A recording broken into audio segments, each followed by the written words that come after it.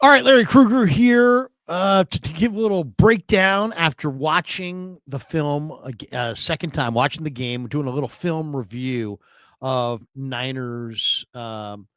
of the Niner Buck game from the weekend. So let's do a little film review. Got a chance to go through it and, just kind of, go through it a second time and just kind of, watching that film and really taking a look at it. So, the first thing that jumped out in this game, I mean, we could go through overviews and that kind of thing, but I made notes throughout the game. The first interception, the Mac Jones interception by Kindle Vildor, was a 3rd and 4 play from the 49ers 22-yard line. Um, and Todd Bowles basically fooled Mac Jones, real simple. You had Tampa Bay in just a single high defense with a single safety in the middle of the field, and Jones thought he had Bourne in the flat for a pretty easy pitch and catch play, but Bowles had that outside corner peel off and peel off of CMC and allowed the safety in the deep middle to kind of rotate over to cover CMC, and it looked like CMC was uncovered.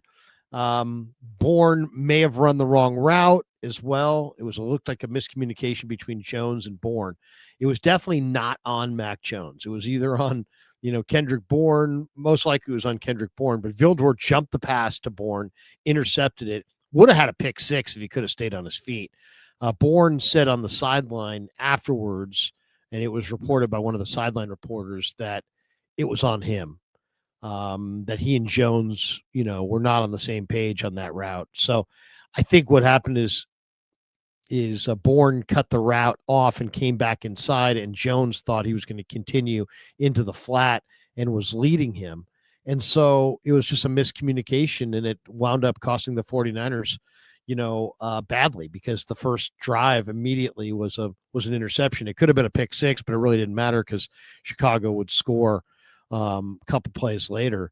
But yeah, that first watching that again, in real time, I thought, man, Jones really blew that, but it was pretty obvious that it was just a miscommunication between the two, Jones and Bourne, and Bourne said it was on him. So it probably was on Bourne. Um, it was really incredible watching just, some of the things that we saw in this first half. I mean, Bourne had that 41-yard reception from Mac Jones. He also had a 50-some-odd reception from Mac Jones. And it's really clear that Jones and Bourne are in a great rhythm. And that's something, and I didn't realize that Jones was asked by the Niners, hey, what do you think? Should we go after Bourne? And he's like, yeah, if you can get him. And sure enough, Mac Jones to Kendrick Bourne has become a thing. Back-to-back days where he's had over 100 yards, over 140 yards in back-to-back games. So definitely great to see. Great to see. Now, of course, Fred Warner went out in the first half with a terrible injury, and we can analyze that play all day. Basically, just a situation where everybody's playing hard and bodies are flying around, and Jair Brown went flying into the back of Fred's leg. His leg was caught underneath, and so you have a catastrophic dislocation of the ankle, a fracture of the ankle, and Fred done for the year. So that was tough to watch. It really was tough to watch. It was a gruesome injury. It was one that could come at any moment, and it's just a difficult thing. It was a difficult thing to watch happen. So, one man's bad break is another man's good break, and Tatum Bethune got an opportunity to play, and man, Tatum Bethune I thought did a lot of really good things, including maybe the biggest hit of the first half. The one thing about Bethune is he is a hitter. He is a big hitter. He loves to, the big violent hit. He's really, really great at landing the big violent hit, and he had several in this game. So, it's funny. I feel terrible about Fred Warner going out, and I feel bad for the Niners and their chances. I mean, he's the best coverage linebacker in the game. But on the other hand, you know what? Tatum Bethune, I think, is going to step in and play just fine. And I think Nick Martin's going to wind up getting some run. I think he's going to play well. So the Niners do have some quality depth behind Fred Warner, and they're going to realize that. But it still doesn't make it any easier. Um, the other thing that made this game so tough to handle, considering the 49ers lost on the road, is that Tampa was banged up. They didn't have 10 of their best guys. And then Emeka Egbuka played poorly. He had 2 drops back to back. And, he just didn't look like the Emeka Egbuka who has been the star player so far in the first month of the season. So they got a bad performance out of Egbuka, and, the other receivers weren't even there. And still, you can't beat the Buccaneers. If you can't beat the Buccaneers when they don't have Mike Evans, Godwin, Egbuka playing well, Bucky Irving, when are you going to be able to beat them? So, but that of course stood out. D. Winters immediately stepped up after Fred Warner, was carted off with a PBU, got his hand on a ball. Winters is going to have to play better football. There's no question. Without Fred, he's going to have to really step up, and he did immediately with a batted down pass. Right after Fred went out, we saw Mikael Williams get his first sack, and he just kept working at it. First career sack, and he forced a punt. It was a key third down, and Mikael Williams got in on the quarterback, and he was super excited about it, and that forced a punt by the Buccaneers. And then when the Buccaneers did punt, you're sitting there asking yourself, why is Sky Moore fielding multiple punts inside the 5-yard line? I couldn't believe that. I was baffled watching that. He actually handled 2 punts. He caught 2 punts that would have landed inside the 5. One would have landed inside the 2. Let it go. Let it go into the end zone. You don't want to catch the ball that far backed up. To your goal line, and that's exactly what happened in that situation. So, Sky Moore was signed because he was supposed to be this guy who was going to be very, very veteran, consistent, and unfortunately, it just it's Sky Moore has not given them that veteran influence. I mean, you would think that he would, but he didn't. So, but why is he fielding multiple punts inside his own 5-yard line? I mean, that was tough to watch. You got to let those go into the end zone. At one point in the first half, Tony Romo on the broadcast said, of the 49ers, he's like, their 4-1 record is incredible. If you watch the Niners in this game, yeah, I mean, how could you think anything else? This team's 4-1. They can't run the ball. They can't stop the run.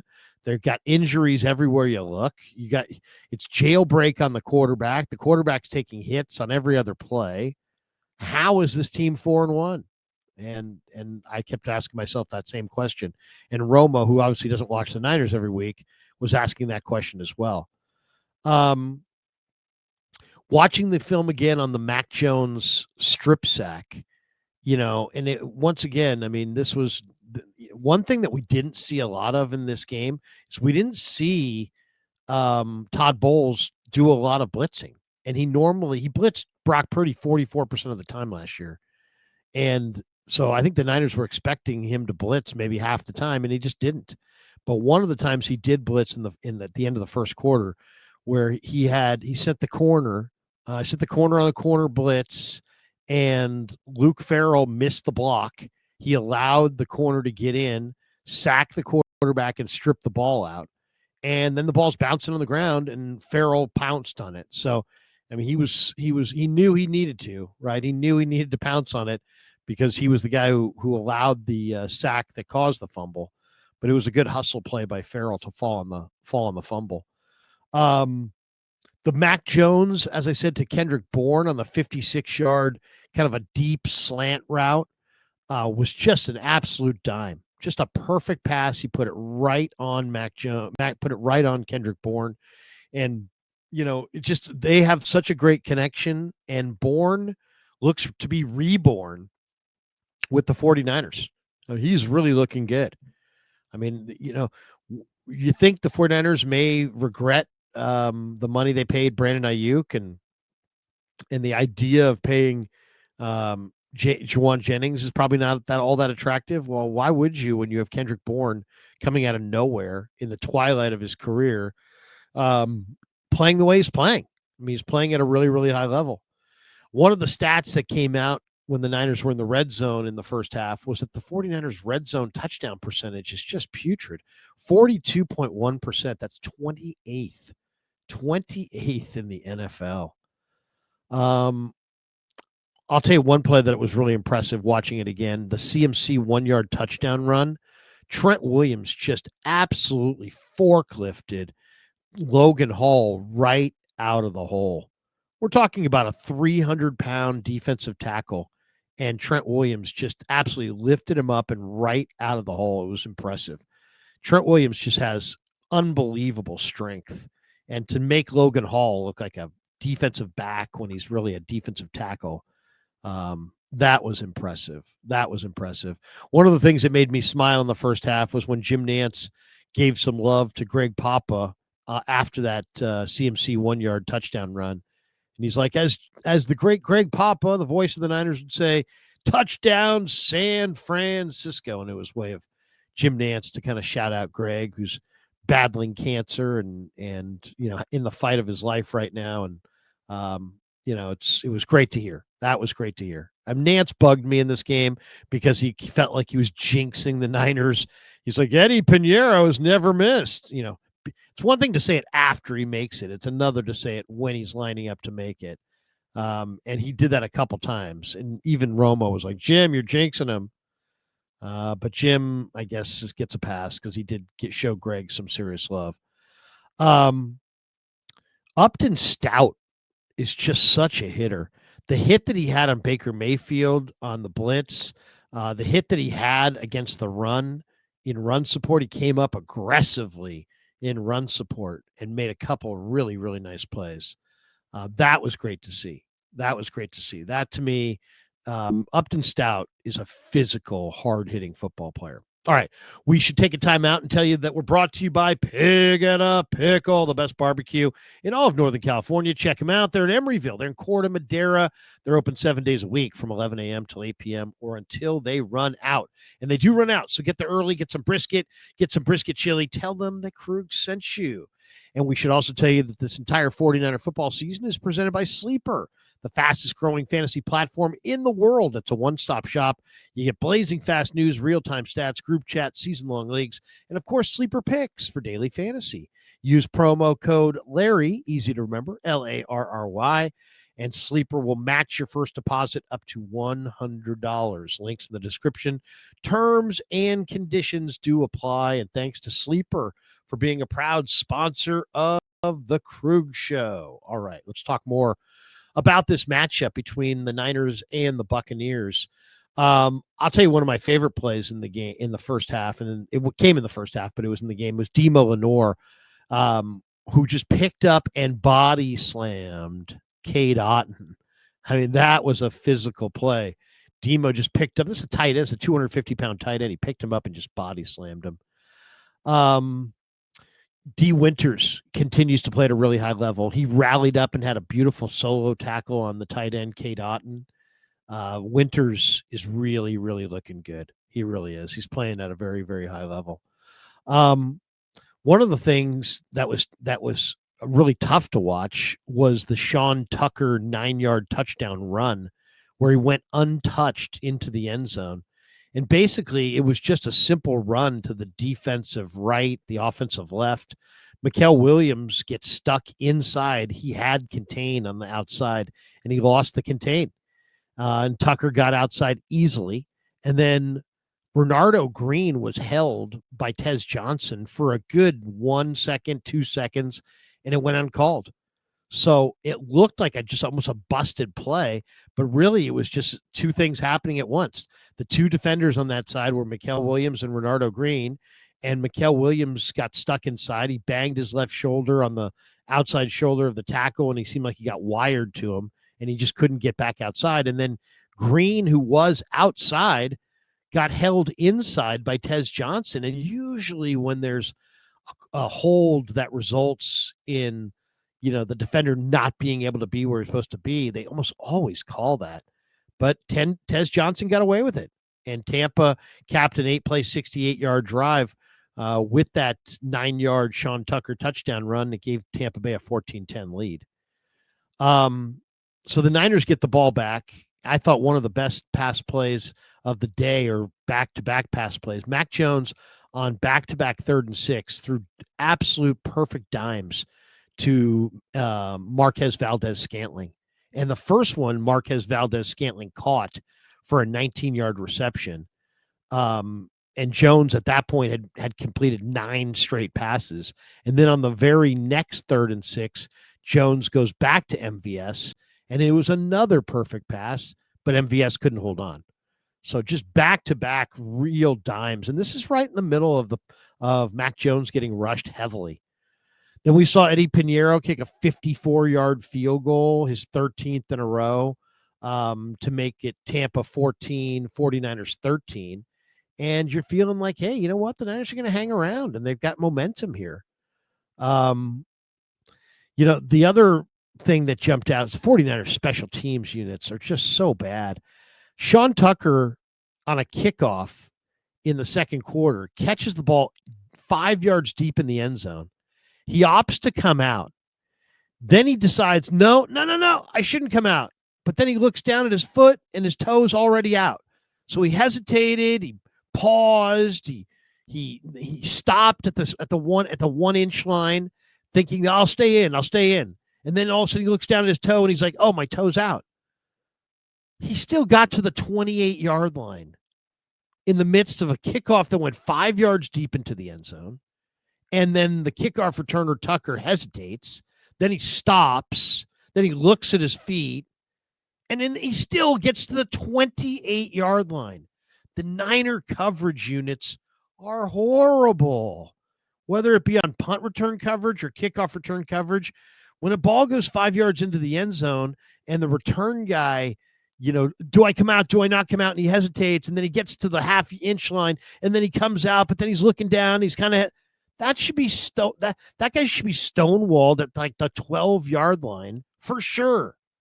And instead, against the Niners kickoff coverage unit, Tucker did all that and still got out to the 28. I mean, it just shows they're just nowhere near good enough on special teams, the coverage units especially. One of the things that was real clear watching this game again is that the 49ers, a lot of the problems that they had was that they just couldn't maintain any offensive balance. I mean, neither team was perfect. Neither team was healthy. But Tampa Bay had 26 runs, 23 passes, maintained better offensive balance, better run-pass balance, and won the game. The Niners couldn't run at all, 22 runs, almost 40 passes, 39 passes. This game was tight for most of the game. But the Niners have no run-pass balance anymore because they can't run block. It's the number one issue, and it's starting to, unfortunately, crush them in a lot of different areas. They can't run block. They can't run the ball. And because they can't run the ball, they're throwing it 40 times a game. And because they're throwing it 40 times a game, their quarterback's dropping back to pass. And Mac Jones has been hit 20 times in the last 2 weeks. And this is really the issue in and of itself, all wrapped into one. This is it. They can't run. They really can't run in the red zone. So their red zone touchdown percentage is low. They're throwing it way too much. They're putting their quarterback in harm's way too often. And he got sacked 6 times and took 10 hits. And he took 10 hits. He took 10 hits in the game in the last game. So he's taken 20 hits in 2 weeks. It's too many. It's too much. You can't have your quarterback taking 20 hits. It's as simple as that.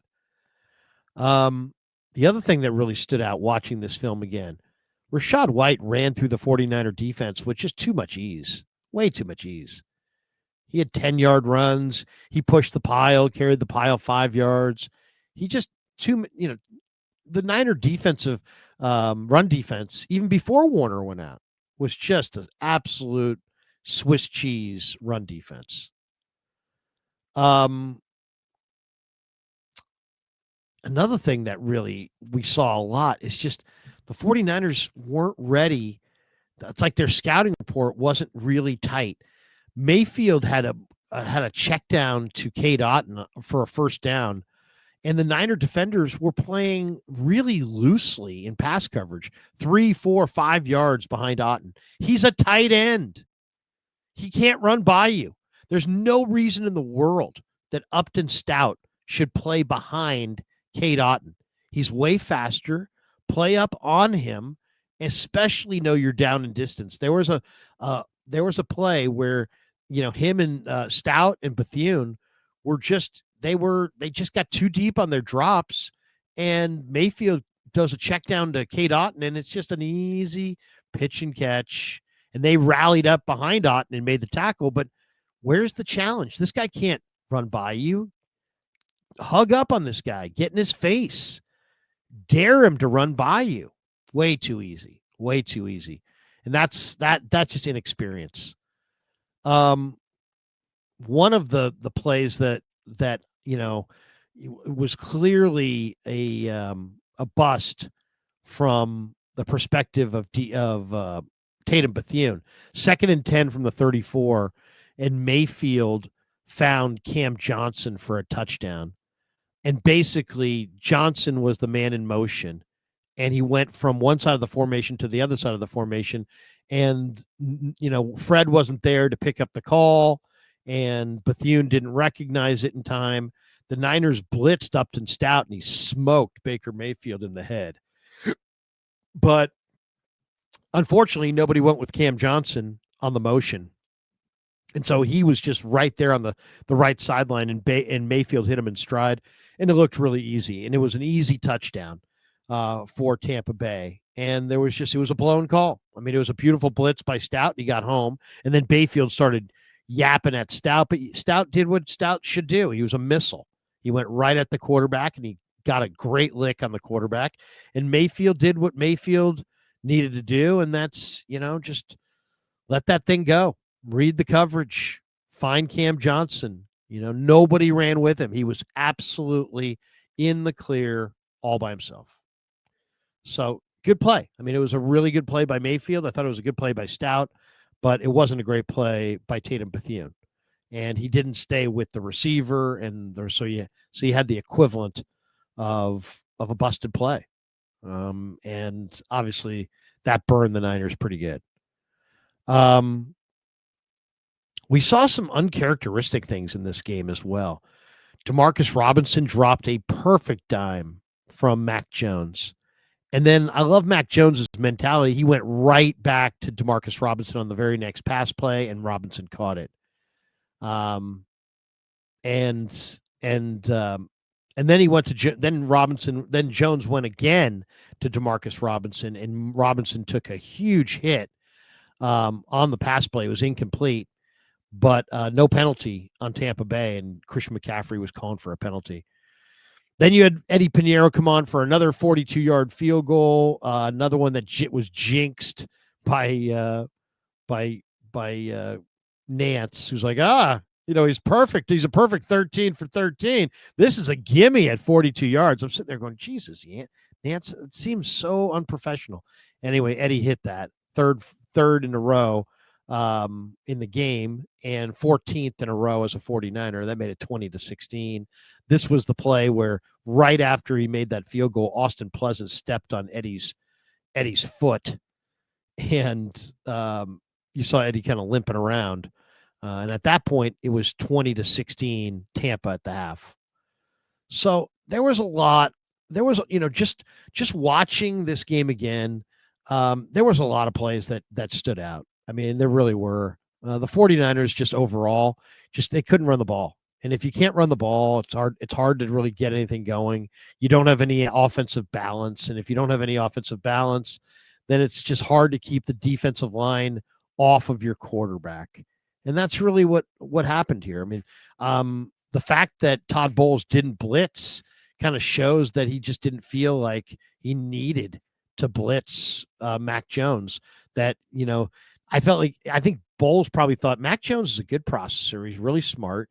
If we give him a bunch of predefined reads, he's going to know where to go with the ball, and he's going to just throw in behind the blitz, and it's not going to work out. So what did he do? He just basically didn't blitz him very much. He blitzed him just a little bit, just enough. But really what stood out was that the Niners couldn't run the ball. In the first half, Tampa averaged 5.4 a carry. The Niners averaged 2.9 a carry.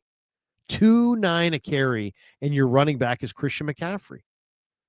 So, I mean, that was a very, if you can't run the ball, you got to start looking around and saying, what's going on here? When are you going to be able to run the football? And why can't you run the football?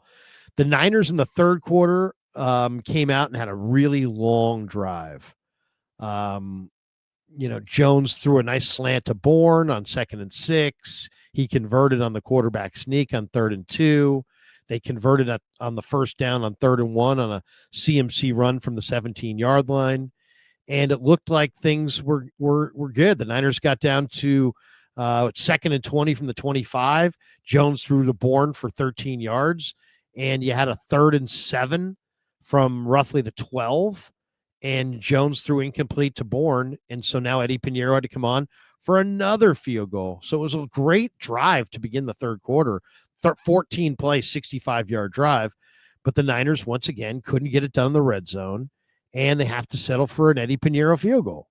So at that point, it's Tampa 20-19. And that's the next drive is really where this thing, kind of fell apart. And it was so baffling to watch because they just announced, hey, Emeka Egbuka's got a hamstring and he's out. And the 49ers had just kicked the field goal to make it 20-19. They're down by a single point. And Tampa gets the ball back, but there's no Egbuka. And you're thinking, okay, he doesn't have any of his top 3 receivers. This is a great situation. And they get on second and 20. Mayfield goes to Otten for 6 yards to set up basically the play of the game. It was 3rd and 14 from the Buccaneers' own 40-yard line. And the Niners, once again, momentum. They just kicked the field goal. They're within a point. If they stop Baker on 3rd and 14, they get the ball back in a perfect spot to go, take the lead and kind of win the game. But on 3rd and 14, Mayfield drops back to pass. The 49ers rush him. They can't sack him. So at first you're like, oh, they're going to get a big negative play. It's going to 3rd and 14 is going to turn into 4th and 20. And he slipped out, and then he starts running, and then the Niners start missing tackles, and guys are looking real passive, and nobody's taking a good angle, and Baker runs on 3rd and 14 for 15 yards. It was unbelievable. A 15-yard run on a play where he should have been sacked, and that was really the difference in the ballgame. That was a backbreaker, man. Absolute backbreaker. 2 plays later, he throws a touchdown pass to Tez Johnson down the middle, and Tampa's up 27-19, and it's pretty much it. That was the momentum shift was right there. The Niners had the momentum after the Pinheiro 29-yarder, and then that play, those 2 plays, the 3rd and 14 play where Mayfield scrambled for 15 and the sloppy tackling, and then the 2nd and 11 play touchdown to Tez Johnson. And suddenly it's Tampa kind of took control. That was where this game truly pivoted. The Niners on their next possession would move the ball across midfield into, inside the 40. And then Levante David had the strip sack of Mac Jones and the forced fumble. And you're sitting there going, up. Tampa is going to get the ball right there. The review gave it back to the 49ers. They said that Jones's shin was actually down, but the Niners had to punt, and they gave it back to Tampa. And Tampa would then drive with 13 minutes left in the fourth quarter, so the game's not over. But then Tampa starts running Tucker, and the Niners struggled to defend Tucker. And then, but on 3rd and 11, Mayfield went to Otten, and Stout made the play. and after a 7-yard gain, and so they're forced to settle for the Chase McLaughlin 49-yard field goal, and he pushes it wide right. And so with 8:41 left in the fourth quarter, the Niners are still alive. But once again, the offensive line failed them. Mac Jones was sacked on first down to set up 2nd and 17. And the Niners basically fell behind the chains. Jones threw incomplete to Jennings against Jacob Parrish on that 3rd and 4. It was incomplete, and they had to punt. Niners had to punt. They had to give it back. They had to give it back to Tampa. But then there was a penalty because Tampa ran into the punter. So the Niners got another fresh set of downs. So now it's 1st and 10, Niners at the 50, and he throws to Bourne for 12. Then Vildor had a PBU on the next Jones to Bourne pass.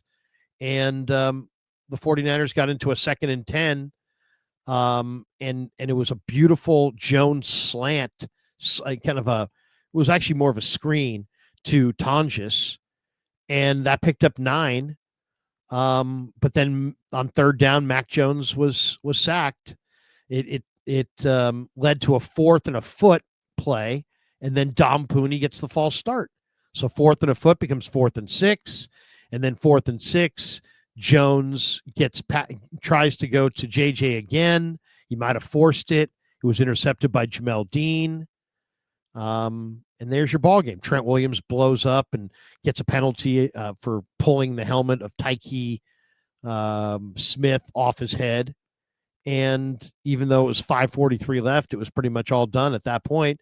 Tampa would drive from their own 35, and then they got the clinching field goal, Chase McLaughlin from 45 yards out, 30-19, and that was it. 30-19 is how it finished. So if you go back and look, man, it was really the backbreaker was absolutely the Baker Mayfield 3rd and 14. And just sloppy tackling. And the tackling, if there was one thing that really stood out upon the rewatch, the 49ers didn't open run lanes for the runners. Offensive line not nearly as good, and the defense didn't tackle well. Those two factors were really the factors that stood out. Niners are still a circus on special teams, really bad. Mac Jones played a hell of a game, but you have to have some offensive balance. They didn't have any. They can't run to save their life. And even before Fred went out, their run defense didn't look good. And obviously it looked much worse after Fred went out. So that's it. They can't run the ball. They can't stop the run. They're really bad on special teams. Their lack of running really makes it look like they've got all these other issues. They're bad in the red zone. Well, it's the same issue. They can't run the ball. Mac Jones is getting sacked too much. It's the same issue. They can't run the ball. They're passing it 40 times a game. Mac Jones has been hit 20 times in the last 2 games. It's the same issue. They can't run the ball. All roads lead back on offense to they can't run the football. So I really think they need to go get themselves a veteran guard and sit Connor Colby and see if it helps. See if it helps. But there you go. That was those were the issues. They're consistently bad on the coverage units on special teams. Their tackling in this game was really sloppy, and they're not opening run lanes for their running game, and it's blowing up their offensive equation. So those are my conclusions. I'd love to hear your comments in the comment section below. Thanks to Pig and a Pickle for being the title sponsor of the Krug Show. Thanks to Sleeper for sponsoring this video. Thanks to all of you guys for supporting the Krug Show on YouTube.